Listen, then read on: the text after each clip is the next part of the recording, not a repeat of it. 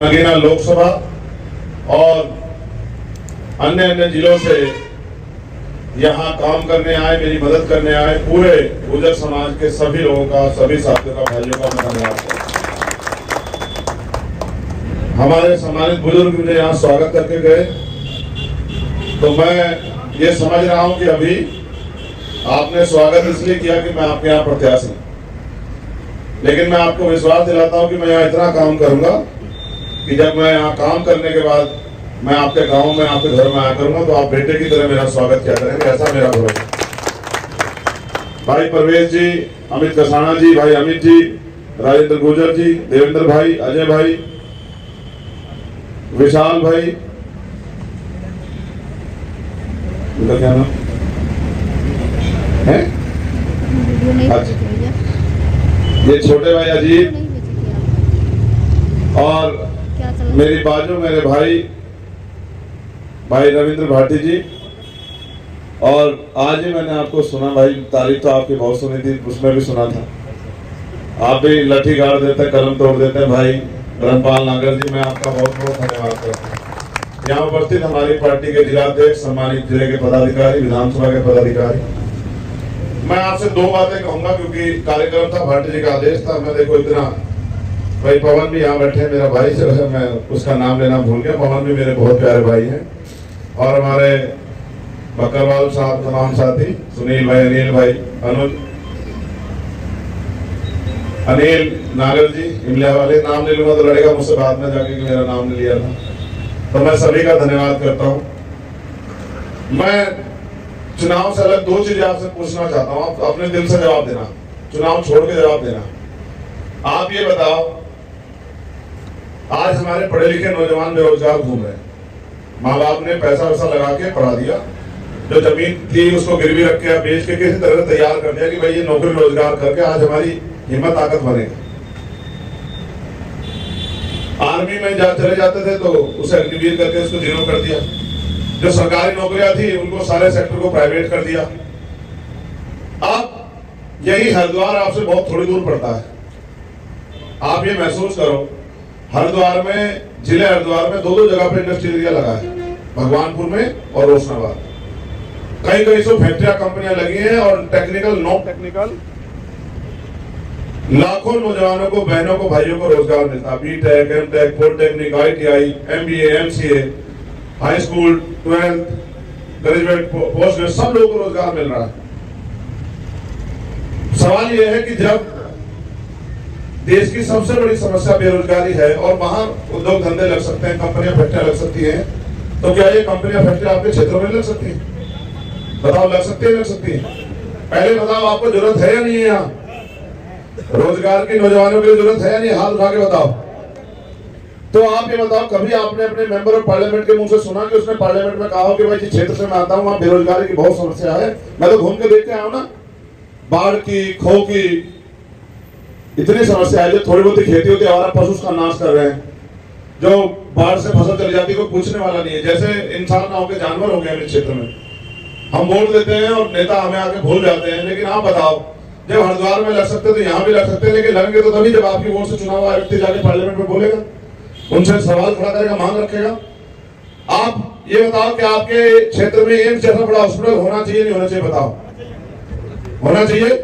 क्या कभी आपने अपने मेंबर ऑफ पार्लियामेंट के मुंह से सुना कभी कि वो कह रहा हो कि भाई हमारे यहाँ जैसा हॉस्पिटल बनना चाहिए? क्योंकि एक भी हायर सेंटर नहीं, हायर सेंटर के नाम पे हमें मेरठ भागना पड़ता है, दिल्ली भागना पड़ता है, ऋषिकेश जाना पड़ता है, इतना वहां तक पहुंचते, बीच में हमारा आदमी प्राण उसके चले जाते हैं। ये भी आपके नेता के मुंह से आपने पार्लियामेंट में नहीं सुना होगा। इसका मतलब आपकी समस्या और आपके नेता की समस्या अलग अलग है। उसकी समस्या यह है कि उसको तनख्वाह बढ़िया मिल जाए, पेंशन बढ़िया मिल जाए, आवास बढ़िया मिल जाए, लेकिन आपको कुछ मिले ना मिले इससे उसको फर्क नहीं पड़ता। आपके गांव के गलियों का, सड़कों का हाल देखो, अपने आप पानी का हाल देखो, आप चेक करा लो, पानी का सर्वे करा लो, 70% गांव में पानी खराब निकलेगा, आप चेक करवा के देखो, कोई पूछने वाला नहीं है। महंगाई पे महंगाई बढ़ाते जा रहे हैं, आमदनी का कोई साधन नहीं है। तो भाटी जी ने मुझसे कहा कि भाई सम्मेलन है, मैंने कहा ईद का दिन है भाई, ईद की बधाई के लिए जाना है। तो कहा जी बस अब आपको आना है, तो मैंने कहा ठीक है, आना है तो आना है। भाटी जी ने आदेश कर दिया तो हमने कहा भाई ठीक है, आना है। कि समाज के मान सम्मान का मामला है, और मेरे साथी इस बात के गवाह कि जब समाज के मान सम्मान का मामला आता है तो मैं जान की बाजी में लगा तो पीछे नहीं हटता हूँ, तो कुछ भी हो जाए। तो मैं भी आपका बेटा हूँ, आपका भाई, मैं आपसे मदद मांगने आया क्योंकि मैं इस देश के लिए अपने साथियों के साथ मिलकर कुछ करके दिखाना चाहता हूँ। हम चौधरी राजेश पायलट जी को नेता मानते हैं, ब्रह्मपाल भाई, हम चौधरी राजेश पायलट जी को नेता मानते हैं। हमने सचिन पायलट जी को मुख्यमंत्री बन जाए, हमने बहुत प्रयास किया। आप कभी पूछ रहे ना, हमने उनसे कहा आप हमारे साथ आगे बढ़ते चलो, हम आपको चीफ मिनिस्टर बना के छोड़ेंगे, किसी भी कीमत पे पीछे नहीं रहने देंगे। लेकिन आप ये महसूस करो कि भाई वो जिन दलों में है, मैं क्या कर सकता हूँ बताओ। अब वही उनको मौका ना दे तो मैं क्या करूं।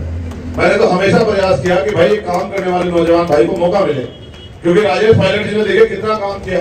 आज भी हम उनको किसान नेता के रूप में याद करते हैं, लेकिन अब भाई सरकार है, उनकी पार्टियां मौका नहीं दे तो मैं ही क्या कर सकता हूँ। तो आज भी मेरे अच्छे संबंध है सब लोगों से। अभी भी मुझे किसने कहा कि भाई वो राजस्थान वाले नेता पूछ रहे थे कि भाई की कुछ मदद कर सकता हूँ क्या। मैंने कहा कोई बात नहीं, आप अपने क्षेत्र में जिस काम को हम यहाँ कर रहे हैं आप अपने क्षेत्र में कर लो, और बाकी यहाँ का तो गुजर समाज और सब समाज जो है वो हमें मदद ही कर रहा है। सब लोग दिल से खड़े हैं कि भाई हमें अपने क्षेत्र में एक ऐसा मजबूत नेता हो चाहिए जो चाहे हमारी मील की समस्या हो, चाहे हमारे गन्ने के पैसे की समस्या हो, चाहे हमारी सड़कों बिजली पानी की समस्या हो, चाहे पुलिस द्वारा जो जुर्म जाति की जा रही इसकी समस्या हो, या फिर सरकार जो हमें आंखें दिखा रही है वोट लेके उनसे लड़ना हो, या फिर बाढ़ की खो की। हम गए थे उधर, भाटी जी के याद होगा, उधर बॉर्डर पे शेरकोट के पास गाँव था, वहाँ गुर्जर समाज के लोग थे। उन्होंने बताया भाई हमारे यहाँ तो जो कुछ होता है हर साल बाढ़ बहा जाती है। मैंने कहा आप चिंता मत करो, जिलाधिकारी के ऑफिस के आगे धरना देके हम आपका मुआवजा दिलाएंगे, आप चिंता मत करो। एक बार बात आगे बढ़ जाना, चिंता मत करो। है टिपर जोत, हाँ वो पूरे काट लिया भाई, वो ऐसा हो गया जैसे ढांग बना दियो। मैं क्योंकि ज्यादा बात नहीं कहूंगा क्योंकि चुनाव का समय, मुझे भी जाना है, आपको भी घर निकलना है। एक तो आप अपना चुनाव चिन्ह याद कर लो, ये चुनाव चिन्ह चंद्रशेखर आजाद का नहीं, आपका चुनाव चिन्ह, इसका नाम है, इसका निशान है केतली। क्या निशान है? जोर से बताओ, जोर से बताओ भाई। मेरी अकेले की आवाज पूरे समाज से ज्यादा कैसे हो रही है बताओ। माइक है क्या मेरे पास? है क्या है चुनाव निशान बताओ। चलो ठीक है, एक बात तो यह है कि वोट तो आप दोगे, मुझे पता है, इतना प्यार तो आप करते हो, लेकिन वोट दिलवाना है। आपका गांव में असर है, आप लोगों के काम आते हो, आप लोगों से जुड़े रहते हो। बहुत सारे पिछड़े वर्ग के लोग आपके गांव में रहते हैं, और अगर आप उनसे एक बार ये कह दोगे कि भाई ये चंद्रशेखर हमारे बेटा हमारा भाई है, ये चंद्रशेखर आजाद नहीं लड़ रहे, हम ही लड़ रहे हैं, इसकी मदद करा देना, तो आप देख लेना गांव के रूप बदल जाएंगे जिन गांव में आप रहते हो। आपकी सब जगह बातचीत और देखो भाईचारा बनेगा, जब तो गांव में प्रधान से लेके जिला पंचायत और आगे की लड़ाई जो हम लोग लड़ पाएंगे। तो मैं तो आपसे मदद मांगने आया। एक आखिरी बात मुझे कहनी है, इन्होंने बातों में कह दी कि नेताजी कह रहे हैं कि चुनाव के बाद देख लेंगे। पता नहीं कैसे मजाक करते हैं वो लोग, क्या देख लेंगे? बिल्कुल सही। क्यों आंखों के चश्मे उनके पड़े नहीं? चुनाव के बाद भी देख लो इसमें दम है। अच्छा, बहुत अच्छे, बहुत। क्यों चुनाव के बाद भी देख लो, ये भी देख लो जिसमें दम है। कहीं हम चले जाएंगे यहाँ से, हमें भी चिट्ठी भेजने की जरूरत है। ये हम किससे कम है? ये तो चुनाव है, हम भी चुप हैं। ये जो पुलिस और तमाम तरह की चीजों से जो ये तो आप वो कर रहे हो, ड्रामा कर रहे हो, हम नहीं देख रहे हैं। और ऐसा थोड़ा है कि हमारा वक्त नहीं बदलने का, हमारा वक्त नहीं बदलेगा। आज अगर हम कमजोर है तो ताकतवर भी होंगे, पुलिस भी रहेंगे, सब लोग यही रहेंगे, हम भी देखेंगे, और जो हमें देखने की बात करे वो भी यही रहेंगे। अहंकार आदमी को डुबा देता है। ये सत्ता में जो घमंड है ना भाजपा के लोगों में, ये 2027 में कुर्सी छीन लेंगे, घमंड पे बैठे हैं। आप चिंता मत करो। हम बताओ घमंड किसे कहते हैं? हम तो घमंड करते ही नहीं। किस बात का घमंड? आदमी मिट्टी का आया, उसे मिट्टी में मिलना है। चाहे आदमी 100 किलो का हो, 200 किलो का, 50 किलो का मरना है उसे, जब उसकी मौत आ जाएगी वो जाएगा। लेकिन घमंड नहीं करना चाहिए, इनको अहंकार हो गया। ये सबको धमका रहे, किसी प्रधान को, किसी बीडीसी को, जिला पंचायत को। भाई अगर इतना ही कोई मन है तो पाड़ा खींच लो, चाहे चुनाव में पहले खींच लो, चाहे चुनाव के बाद खींच लो, आपको पता लग जाएगा किसमें कितना दम है। हम तो सिर्फ इसलिए कह रहे हैं कि लोकतंत्र, हम किसे झगड़ा कर रहे हैं, तो वोट का चुनाव लड़ रहे हैं। जनता ने कहा आपने अच्छे काम करेंगे, फिर आपको धमकाना पड़ता। अगर आपने जनता के लिए 10 साल में अच्छे काम किए होते और अपने 7 साल के कार्यकाल में अच्छे काम किए होते और लोगों का सम्मान रखा होता तो धमकाना पड़ता लोग। ये जो आप ड्रामा धमकाना पड़ रहा है, ये आपके कर्म है कि आपने लोगों की जेब काटने का काम किया। किसी की जमीन छीन ली, किसी की जमीन दबा ली, किसी के कारोबार पर छापा पड़वा दिया, किसी को मुकदमा करवा दिया, किसी को जेल भिजवा दिया, किसी के साथ मारपीट कर दी। आपने जो कर्म करे वो आपका हाल है। आज आप पूर्ण बहुमत की सत्ता में हो गए, 2 जगह 3 जगह, और फिर आज आप जब आपको जनता वोट नहीं दे रही, नगीना में सबको बता कि 70% में हम जितना पोलिंग होगा 70% में आजाद समाज पार्टी, और 30 में सारे। और मैं आपको दिखा दूंगा जैसे चुनाव नजदीक लगा, ये गाड़ी में बैठ के चुनाव लड़ाएंगे विपक्ष वाले लोग। मेरी बात को आप याद रखना। मैं भी आसमान से उसको थोड़ा जाके सोने की चम्मच ले गया। मैं तो 11-12 साल से निकल रहा हूँ, खूब ठोकरे खा गया। हमारे यहाँ तो कहावत है कि आदमी बादाम खाने से सीखता, आदमी ठोकर खाने से सीखता। हम तो ठोकर खा गए हैं, हमें तो पता लड़ाई कैसे लड़ी जाती है। हम तो किसान के बेटे हैं। रात को सर्दी में पाला पड़ते हैं, 2 बजे पानी देने वाले लोग, हम तो जानते हैं कि कौन से मिट्टी उपजाऊ। यहाँ स्वाभिमानी लोग रहते हैं, डरते थोड़ा किससे। ये तो इसलिए चुप है कि भाई छोड़ो, क्या फायदा, कहाँ का झगड़ा करना। लेकिन वो अहंकार में आ गए। और मैं कह रहा हूँ अहंकार तो अच्छा नहीं रहा, आपका भी नहीं रहेगा। आप चिंता मत करो, ये जनता जमीन खींच लेगी। जिस दिन जनता खड़ी हो गई उस दिन आपको कोई बचाने वाला नहीं मिलेगा। कई जगह देख लो, गांव में घुसने नहीं दे रहे लोग। ये जो अहंकार है, सत्ता का ज्यादा रहता है। ये तो आने जाने वाली चीज है। जनता जिसके साथ होती है वो सत्ता में रहता है। आज आपके साथ आप हो, कल हमारे साथ होगी, हम होंगे। और कल जब हम होंगे आपको कुछ नहीं कहेंगे, आपको भी कहेगा आराम से अपना जीवन चला लो, मगर झगड़ा वगड़ा करो ना, किसी के साथ धमकाओ ना, इंसान बन करो। तो आपने मुझे बुलाया, मैंने आपसे एक मांग रखी कि भाई ये 5-6 दिन आप मेरी मदद करवाना। कैसे? जैसे मैंने मांग लिया। वोट तो आप दोगे, दिलाने की बात कर रहा हूं मैं आपसे। बहुत सारे लोग आपसे जुड़े हुए, आप चेक कर लो जुड़े हुए नहीं जुड़े हुए।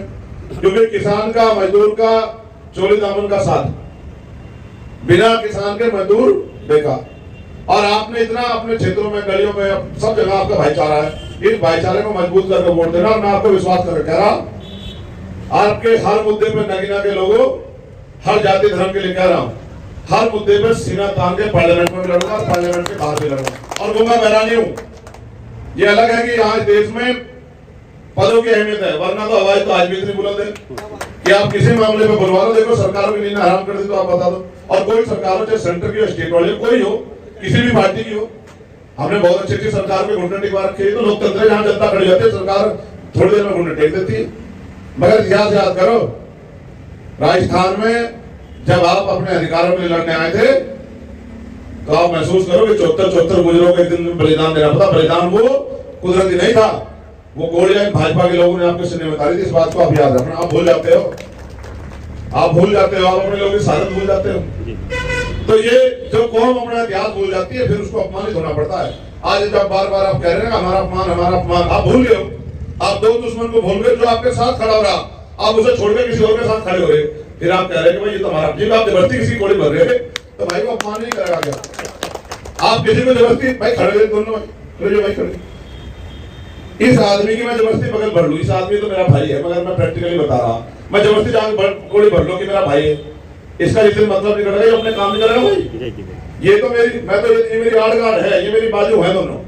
और बहुत सारे ऐसे हमारे यहाँ जो मेरी आड़ गार्ड है, मेरी बाजू, जो मेरे लिए 24 घंटे 7 दिन खड़े। और मैं भी आपको वचन दे कह रहा हूँ, जब भी आपके मान सम्मान की बात आएगी, आपको पीछे पलट कर देखना पड़ेगा। चंद्रशेखर आपका कर रहा होगा। आज यहाँ जब मैं आए, अंकित भाई बैठा है, मेरी दीवार इसकी दीवार मिली है एक। तो जी मेरा चाय पीने का मन करे, मैं इसे कह दूं भाई को, मगर इसने भी हक अदा करके रोज की रोज जो है, कभी से पकड़ के ला, कभी से पकड़ के ला। इनने भी जितने हमने लोग जोड़े, उतने भी अंकित भाई ने भी उतने लोग जो हमें जोड़ कर दिए, उतने लोग हमें जोड़ कर दिए। तो ये प्यार है, और ये प्यार हमने संघर्ष करके, लड़ाई लड़कर कमाया। और मैं आपको विश्वास से कह रहा हूँ, आपको, आपके पास तो एमपी है, आप अपने काम को, आपको चंद्रशेखर कहने की जरूरत नहीं। आप रविंद्र भाटी जी को, अमित कसाना जी को, अंकित को कह दीजिए, अपने आप कर लेंगे। बाकी तो मैं आपके पीछे पीछे खड़ा। बहुत बहुत धन्यवाद। मैं आप सबका यही तो अच्छा मुसीबत क्या हो रही है कि भाजपा को, उन्हें लग रहा था तो गुलाम है उनके, ये पाल हो, प्रजापति हो, कश्यप हो, सैनी हो, जाट हो, गुजर हो, चौहान तो गुलाम है उनके। ये तो उनको वोट देंगे बिना मांगे। ये जो चंद्रशेखर के साथ खड़े होने लगे तो उनकी जमीन से सरकने लगी। उन्होंने कहा ये तो बड़ा फैसला हो रहा है, ये तो हमारे वोट भाग रहा है। तो ये गुलामी की जेहनत त्याग दो। बात सुनो, जो इज्जत से मांगे 4 बार और वादा करे इज्जत देने का, उसके तो साथ खड़े हो। और जो नु कहे भाई थारी मर्जी, तो उसे भी तो मर्जी दिखा दो, मर्जी कैसे कहे, ठीक है नहीं। जब समाज अंगड़ाई लेगा तभी बदलाव होगा। तो मैं आपका धन्यवाद करता हूं, और मैं अपने तमाम सम्मानित नेताओं का, उनसे ये विश्वास दिलाता हूं कि आपकी मान सम्मान में और आपके क्षेत्र के काम में कोई कमी नहीं आने की। हमेशा भाई बनकर मैं इनके साथ खड़ा रहूंगा, ऐसा मैं आज आपको विश्वास और वचन देता हूं। और मुझे तो एक मौके की तलाश है। इतना तो सड़कों पर आपने मेरी काबिलियत देखी, एक बार आगे बढ़ जाऊंगा, मैं आपको दिखाऊंगा कि पार्लियामेंट में कैसे लड़ी जाती है लड़ाई। अभी तो सड़कों पर देखी आपने काबिलियत। तो बहुत बहुत धन्यवाद आप सबका के लिए, मंगल कामनाएं। जय भीम, जय भारत, जय संविधान। और मैं माइक जो है भाई को दूंगा, धर्मपाल जी को, कि वो माइक लेकर आपके प्रोग्राम को समाप्ति भी करवा दें, हमें जो है सहयोग भी मांग लें। मैं भैया से निवेदन कर रहा हूँ, भैया रुको एक सेकंड, खाने को भूखे ना कोई भी, चिंता मत करो, मैं भी खाऊंगा। मैं वहां से आया हूं 200 300 किलोमीटर चल के। रिश्तेदारों, अपने वर्तमान सांसद और भावी मुख्यमंत्री के लिए एक बार दोनों हाथ उठा करके आशीर्वाद दे दे, दोनों हाथ उठा करके।